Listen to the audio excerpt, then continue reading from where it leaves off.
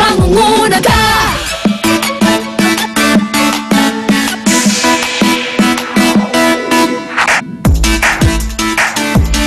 Good morning mga igan at sa mga kagigising ng dyan, Huwebes na po, June 2 at may trabaho. Gigisingin namin kayo doon sa mga gustong yumaman dyan.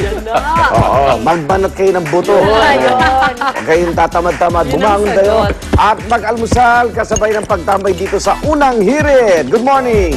Sipag at saga pa rin siyempre ang sikreto sa pagtatagumpay sa buhay. At yan, ubod ng dami ng swerte. Tulad na lang po ng isang napakaswerteng kababayan natin na tumama. Naku, sa 655 yan, Loto bro, kagabi. Ako ba yan? Check ko nga. Lakitik ka ba? Lakitik? Ang papremyo lang naman po na nasangkit ng nag-iisang winner na ito mula sa Luzon. Umabot sa mahigit 356 million pesos. At nakuha niya pa ang winning number combination na 9, 5, 26, 30, 19 at 45. At dahil napanulan na po ang jackpot, babalik muli sa napakaliit na 30 million pesos.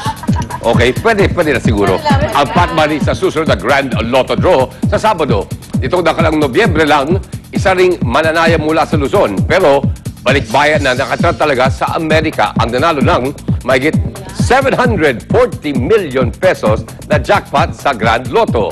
Ang sinasabing pinakamataas na jackpot sa kasaysayan ng Lotto sa Pilipinas. Swerte, 300 plus. Taga Metro Manila siya. Taga Metro Manila. Babae, lalaki. Diba? Isang sakay dito papunta dun sa... Kamuning? Kamuning. Oy, mag-iiba na setup sa Kamuning ngayon. Mayaman na sila. Pero tandaan niyo mga kapuso, hindi Lotto ang tanging sagot para congratulations. Para makaahon sa kahirapan ang marami nating kababayan. Ang solusyon dyan, edukasyon. Kaya naman ngayong araw, magbibigay tayo ng serbisyong totoo sa mga estudyanteng taga-Payatas, Quezon City at magpapalibreng gupit tayo doon. Siyempre naman, kailangan presentable at maayos ang itsura nila pagdating ng Lunes. Araw ng balik eskwela para masanda silang sumabak sa pag-aaral. Haircut, clean cut, jaman cut. Okay, proceed tayo. Bago lahat ng yan, narito po ang mga balitang dapat nyo malaman. Top Hirit na!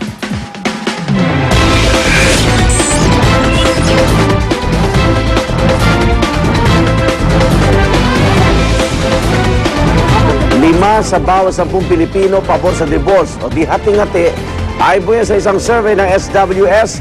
7 bayan sa Batangas isinailalim na sa state of calamity dahil sa malawakang fish kill. Babala ng World Health Organization, matagalang paggamit ng cellphone, posible magdulot na ng cancer. At Miami Heat, harapangan naman dyan. Panalo sa Game 1 ng NBA Finals kontra Dallas Mavericks. Panalo, direct. Okay, nakaligtas po 13 sa kaya ng isang cargo ship naman matapos masunog sa karagatan ng Pasacao, Camarines Sur ay kay Chief Inspector Alex Monje ng Pasacao Police. Pasado alas 10 ng gabi na mangyaring insidente. Kabilang sa 13 nakaligtas ang kapitan ng barko at isang batang 11 anyos na anak ng isa sa mga tripulante. Sakay sila ng MV STC Jeffrey Roy na magdadala sana ng marmol mula Sibuyan Island patungong Pasacao. Pero dahil sa sobrang lakas daw ng apoy, tuluyan ang lumubog ang barko. Dinala ang mga nakaligtas sa Bicol Medical Center sa Naga City dahil karamihan nagtamupo ng mga paso sa katawan. Samantala, ito naman po balita tungkol sa kontrobersyal na divorce bill. Lumabas sa isang pag-aaral ng Social Weather Station sa SWS na 5 sa bawat 10 Pinoy o kalahati sa kanilang respondents ang nagsasabing sang-ayon sila sa divorce. Sa 1,200 Pinoy na tinanong kung sang-ayon sila na pahintulutang magdiborsyo ang mag-asawang hiwalay na at hindi na maaaring magkasundo, 50% ang nagsasabi ng oo habang 33% naman ang nagsasabing hindi sila sang-ayon rito. At 16% naman ang nagsasabing hindi pa sila desidido.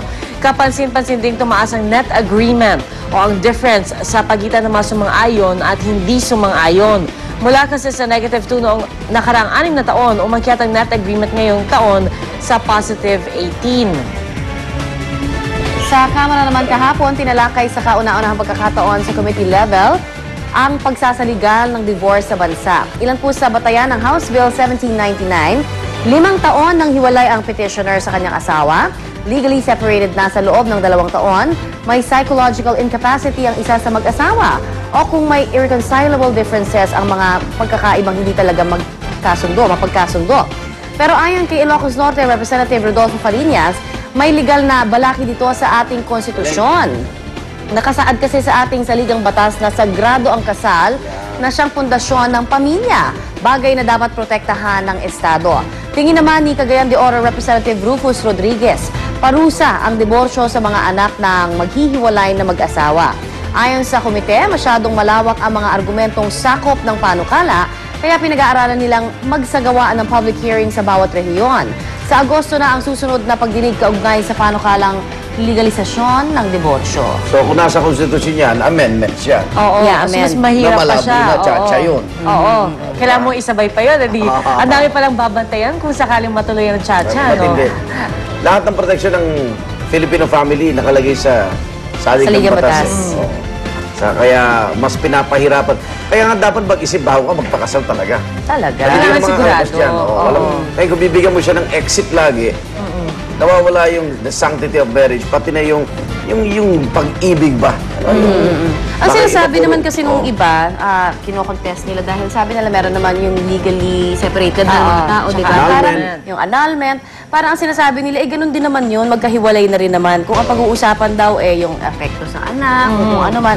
Parang Pero ganun lang pakasalan din kasi. daw yun, pero hindi lang nga tinawag na diborsyo. Oo. Kasi yung parang wala yung provision na pwede kang magpakasal ulit Yes. kapag legal separation, di ba? So yun ata yung habol sa ng iba. annulment, Sa annulment ganun eh. pwede. Oo, pwede. Ang gusto ko marinig, Mas ano mahirap. bang porsyento ng mga nakakaranas ng problema sa pag-asawa dun sa masasaya naman? I-survey natin. Di ba?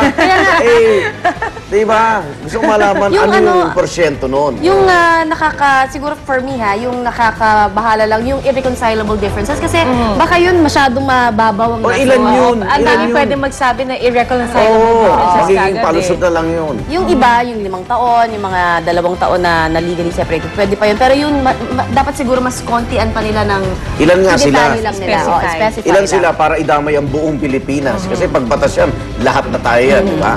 Okay, sa ibang balita naman, balak ipaaresto ng Senado si Ezequiel Navarro.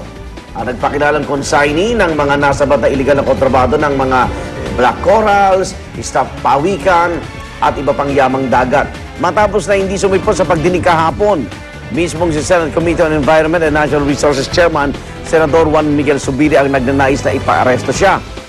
At isight for contempt, lalo na kapag inulit niya ang pagwawalang bahala sa imbitasyon ng komite na tumalo sa pagdinig. Si Navarro ang nakatakdasan ng tumanggap ng libu-libong black corals, pawikan at seashells na nasabat ng customs sa pier ng Cotabato kamakailan. At ngayon naharap sa reklamong paglabag sa Wildlife Conservation Act. Magiging star witness sana si Navarro sa pagdinig para tukuyin kung sino ba talaga ang nasa likod ng illegal na gawain. Pero nag-text siya sa komite na hindi siya makakadalo dahil may sakit daw ang kanyang kapatid. Kapatid pala niya may sakit eh. At kulang din naman daw ang mga dokumento magpapatunay na wala siyang kinalaman sa aligasyon. Kaya naman, pansamantala munang pinagbase ng komite ang affidavit ni Navarro na inihain sa Bureau of Customs.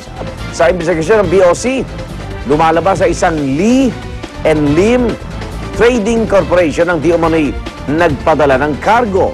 Pero inaalam pa kung meron ng ganitong kumpanya. Inatasan din ni Senador Zubiri na lumitaw si Navarro sa Senado at ito'y sa darating ng Lunes.